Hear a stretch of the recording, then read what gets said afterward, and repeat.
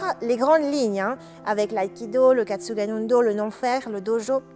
Mais dans la troisième partie de votre livre, vous abordez également des outils quotidiens, voire même domestiques, tels que, et cela peut surprendre, le bain. Est-ce que vous pouvez nous en dire quelques mots? Alors effectivement, dans la troisième partie de mon livre, j'ai essayé d'aborder des aspects effectivement plus quotidiens, domestiques. Faire comprendre en quoi ce n'est pas effectivement juste des idées, ce sont des choses qui peuvent se vivre différemment dans nos rapports personnels, nos rapports humains avec nos enfants, les rapports évidemment avec les femmes, tout ça qui est imprégné de domination, qui est imprégné d'une société effectivement de dépendance à l'argent, dépendance aux spécialistes, etc. Alors le bain, ça paraît un peu effectivement étrange. Au Japon, il y a une tradition qui est très forte, ou qui était très forte, de prendre des bains chauds. Évidemment, ça vient du fait que le Japon est une île volcanique et qu'ils ont de nombreuses sources chaudes. Donc c'est des raisons géographiques qui ont fait que cette culture a pu se développer, spécifiquement au Japon.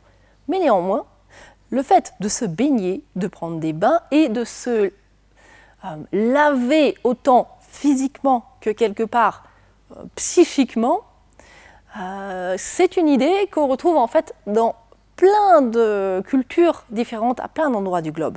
On a les huttes de transpiration, par exemple, en Amérique du Nord, on a évidemment, mais aussi au Maghreb, etc.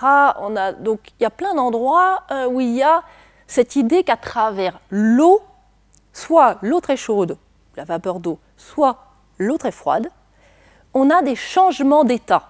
Ça fait changer le corps d'état. Donc, les cultures traditionnelles, elles ont utilisé ce qui était autour d'eux, autour d'elles, en fonction de leur environnement. Au Japon, ils ont effectivement développé le bain chaud. Ce qu'il y a, c'est qu'il faut le comprendre dans une culture aussi un peu plus globale. C'est-à-dire que le bain chaud, c'est à la fois quelque chose qui fait changer le corps d'état. Le fait de s'immerger dans de l'eau chaude, bien chaude, pas tiède, pas brûlante non plus, évidemment, c'est quelque chose aussi qui fait réagir le corps.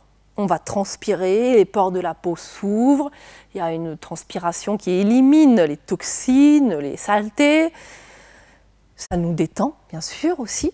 Et en même temps, ça nous détend et en même temps, ça nous revivifie, régénère. Les Japonais ont une expression qui est la sensation d'après-bain chaud. Donc, c'est bien que l'état d'après-bain chaud, c'est un état qu'ils ont parfaitement identifié et qui fait partie dans leur culture, je dirais, d'un équilibre global de la vie. La société japonaise, nous sommes d'accord, et en tant que société tout à fait coupable de multiples abus. Elle est extrêmement hiérarchisée, etc. Donc là, la question n'est pas là-dessus. Je n'idéalise pas du tout la société japonaise, contemporaine, ni même plus ancienne. Simplement, il y a des éléments précis culturels que Itsuo Tsuda a utilisés comme de bons moyens. C'est la même chose avec le dojo. Je parlais de dojo où on s'auto-organise. Dans les dojos traditionnels, il y a plutôt un maître à qui on obéit, etc. Donc tout un système de hiérarchie. Donc dojo, ça peut être complètement autre chose. C'est la volonté d'Itsuo Tsuda de donner cette orientation à cet outil. De la même manière, en aïkido, on peut être très occupé par passer des grades, avoir des systèmes aussi de hiérarchie, avoir un maître, etc.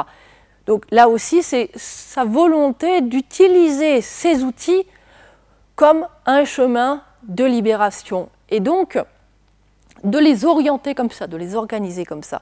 Si Itsuo Tsuda a parlé dans ce livre du bain chaud, c'est parce qu'effectivement, il a trouvé que c'était un bon outil qui avait un effet sur le corps, qui avait un effet sur les personnes pour justement se régénérer, lâcher les tensions, passer dans un autre état et avoir donc au jour le jour quelque chose qui régule aussi le trop-plein d'énergie, le manque, la tension, les déséquilibres de la journée. Quand on termine la journée par un bain chaud, il y a donc cette action, ce n'est pas de la thérapie, c'est parce que dans ces cas-là, il s'agirait de quelque chose qui guérit autre chose. C'est plutôt, encore une fois, trouver le moyen de maintenir son corps dans un état de capacité à réagir, de se régénérer, de capacité à se détendre pour mieux dormir après. Alors après, il y a toutes sortes d'études que je cite aussi, ça c'est quand l'Occident, la science, c'est intéressant, hein, mais s'intéresse à un sujet, on a tendance à le découper en petits morceaux.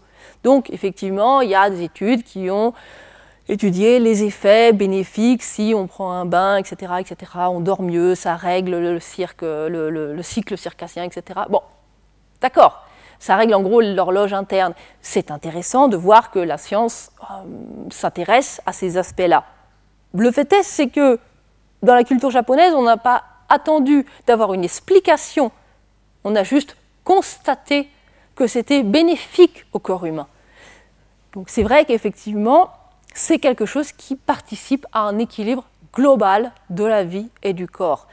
En ce sens, je le mets dans une perspective d'une recherche d'autonomie, de liberté, parce que ce sont des outils qui nous rendent effectivement plus forts intérieurement et donc plus capables de s'autodéterminer et de mener son propre chemin.